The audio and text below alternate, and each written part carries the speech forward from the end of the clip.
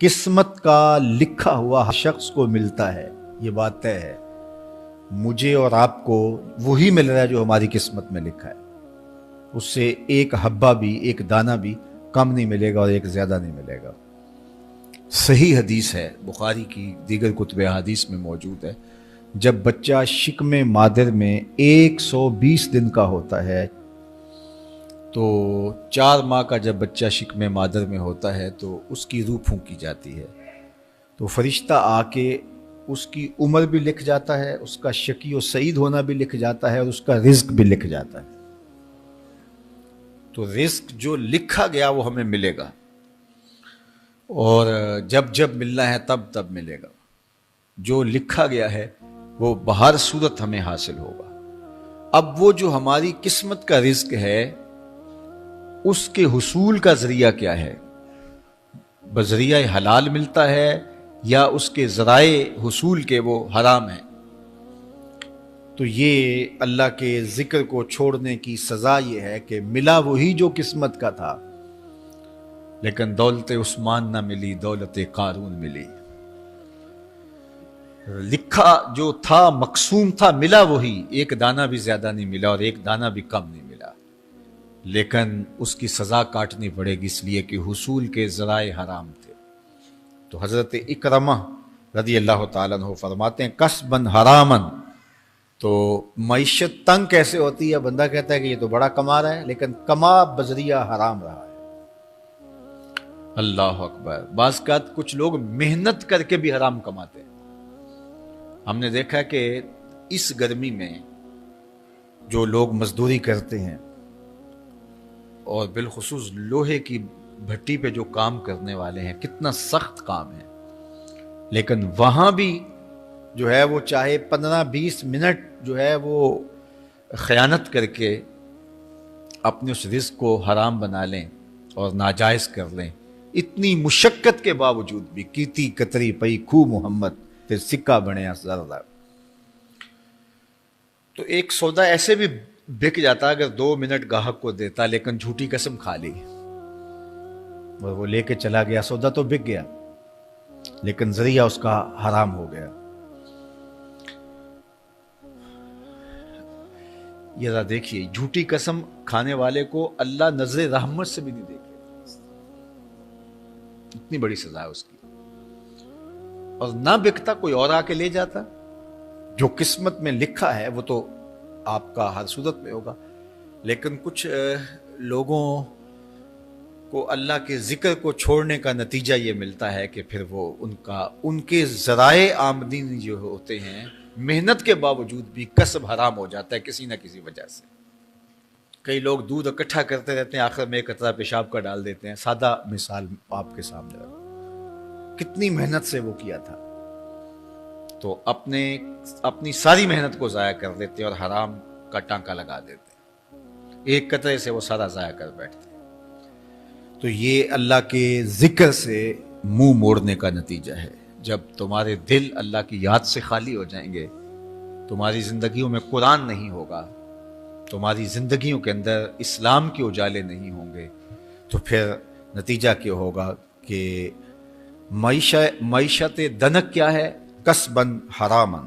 دوسرا معنی کہ تنگ زندگی، تلخ زندگی، جو حضرت عبداللہ ابن عباس سے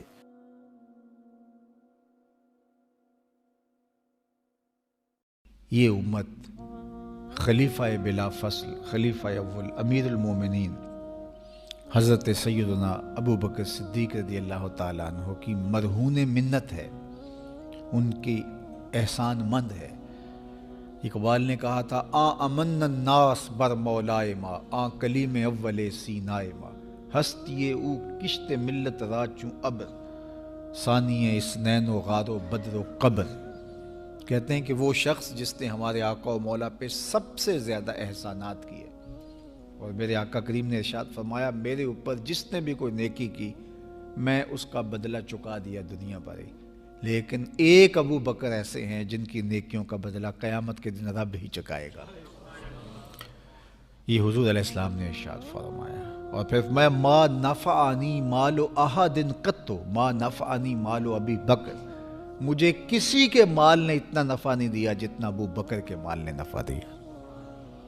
اپنا سب کچھ حضور کی راہوں میں نچھاور کر دیا، مال پیش کیا، جان پیش کی، اولاد پیش کی، وقت دیا، ایک ایک سانس حضور کے نام کر دی۔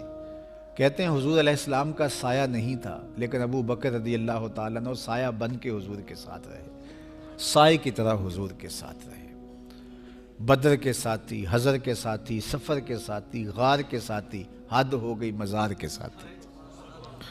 اللہ اکبر۔ ایک دن حضور ایسے نکل رہے ہیں مسجد نبوی سے، تو کوئی لوگ داخل ہو رہے تھے، تو حضور کے دائیں ہاتھ میں ابو بکر کا ہاتھ تھا، بائیں میں حضرت عمر کا ہاتھ تھا۔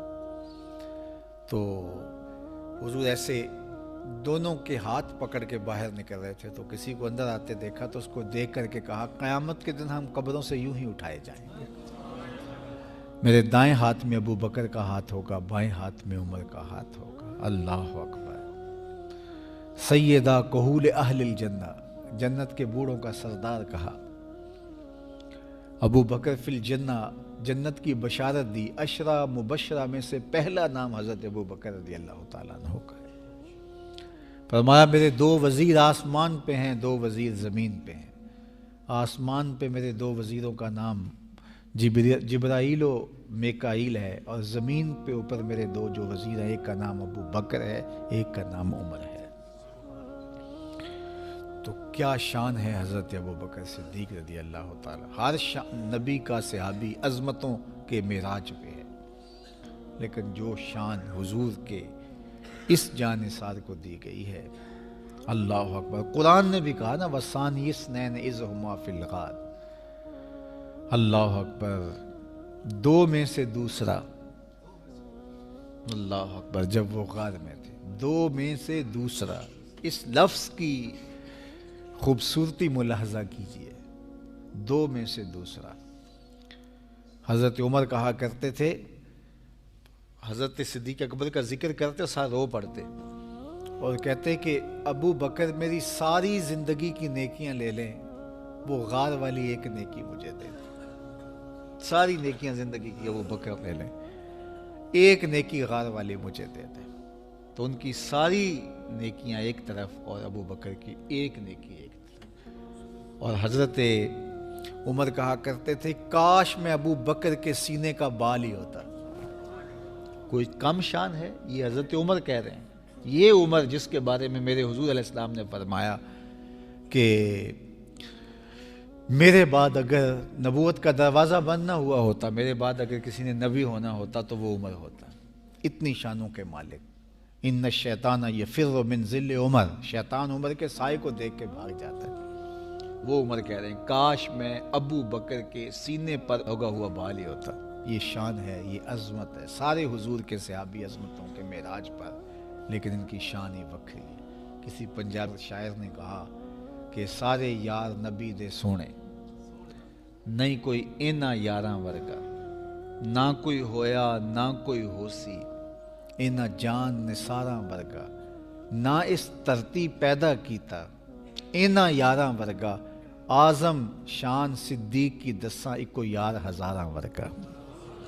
وہ عظمتوں کی کس معراج پہ، امن الناس بر مولائے ماں، کلیم اول سینائے ماں، ہستی او کشت ملت راچو ابر، ثانی سنین و غار و بدر و قبر۔